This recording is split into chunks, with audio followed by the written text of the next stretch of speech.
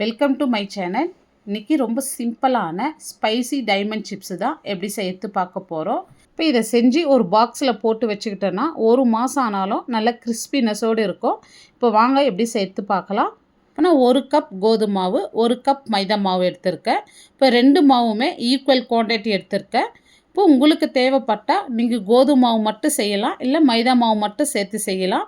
இப்போ நான் வந்து 2 மாவுமே ஈக்குவலாக எடுத்திருக்கேங்க. இப்போ இதை வந்து ஒரு பவுலில் சேர்த்துக்கலாம். இப்போ இந்த மாவுக்கு தேவையான அளவு உப்பு சேர்த்துடலாம். இப்போ நம்ம பொடியை கட் பண்ண கருவேப்பிலை சேர்த்துக்கலாம். இப்போ 1 ஸ்பூன் எள்ளு சேர்த்துடலாம். இப்போ நான் கருப்பு எள்ளு சேர்த்துருக்கேன். நீங்கள் இதுக்கு பதிலாக வந்து வெள்ளை எள்ளு கூட சேர்த்துக்கலாம். இப்போ 1 ஸ்பூன் சீரகம். இப்போ ஒரு மிக்ஸி ஜாரில் 3 பச்சை மிளகாய் சேர்த்துக்கலாம். 4 ரெட் சில்லி. இப்போ நீங்கள் பச்சை மிளகாய் சேர்க்கறதுக்கு பதில் வந்து நீங்கள் ஒரு 6-7 ரெட் சில்லி சேர்த்துக்குங்க. இப்போ ஒரு 10 பல் பூண்டு சேர்த்துக்கலாம், தோலோடு சேர்த்துங்க. இப்போ இது வந்து பல்ஸ் மூடில் வந்து நம்ம அரைச்சி எடுத்துக்கலாம். பாருங்கள், இந்த அளவுக்கு அரைச்சா போதும் கொரகொரப்பாக. இப்போ இதை வந்து மாவோடு சேர்த்துக்கலாம். இப்போ இது எல்லாம் நல்லா மிக்ஸ் பண்ணி விட்டுக்கலாம். இப்போ 2 ஸ்பூன் நெய் எடுத்து நல்லா சூடுபடுத்திட்டு இந்த மாவோடு சேர்த்துக்கலாம். இப்போ நீங்கள் நெய்க்கு பதில் வெண்ணெய் கூட சேர்த்துக்கலாங்க.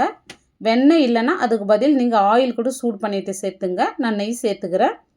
இப்போ நெய் சேர்த்துட்டு நல்லா மாவோடு மிக்ஸ் பண்ணிக்கோங்க. இப்போ தண்ணி கொஞ்சம் கொஞ்சமாக சேர்த்து பிசைந்து எடுத்துக்கலாம்.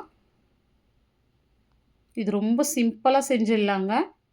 இது டீ போடுற நேரத்தில் செஞ்சிடலாம். மாவு பிசைந்து வச்சுட்டா டீ போடுற டைமில் இதை வந்து செஞ்சு முடிச்சிடலாம். பாருங்கள், இந்த அளவுக்கு பிசைந்து எடுத்துங்க. மாவு இந்த அளவுக்கு கொஞ்சம் லூஸாக இருக்கணும். ரொம்ப டைட்டாக இருந்தாலும் நம்மளுக்கு தேய்க்கிறதுக்கு வராது.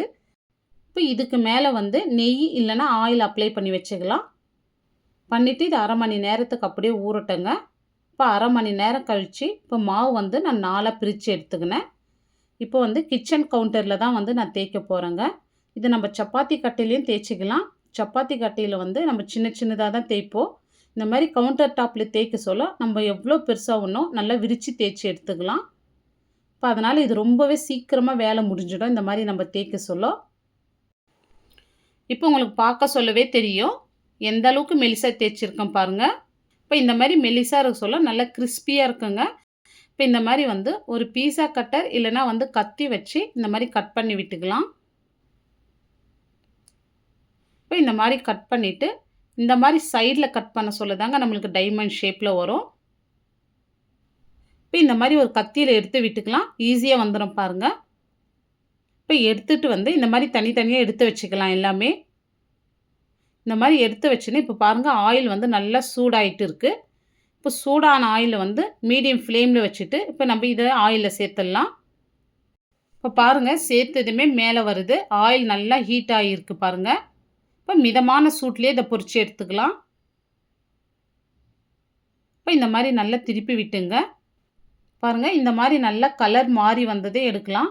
நல்லா கிறிஸ்பியாக இருக்கும். இப்போ பார்த்தாவே தெரியுது கலர் மாறி வருது. இப்போ எடுத்துடலாம். இப்போ நல்லா ஒரு சூப்பரான ஸ்பைசி டைமண்ட் சிப்ஸு எவ்வளோ சூப்பராக செஞ்சுருக்கோம். நீங்களும் இதே மாதிரி செஞ்சு பாருங்கள். செஞ்சு பார்த்துட்டு எப்படி வந்ததுன்னு உங்களுடைய ஃபீட்பேக்கை கமெண்ட்ஸில் சொல்லுங்கள். இந்த வீடியோ பிடிச்சிருந்தால் லைக் பண்ணி ஷேர் பண்ணுங்கள். நம்ம சேனலை மறக்காமல் சப்ஸ்கிரைப் பண்ணிவிட்டு பெல் பட்டனை கிளிக் பண்ணிங்க. தேங்க்ஸ் ஃபார் வாட்சிங்.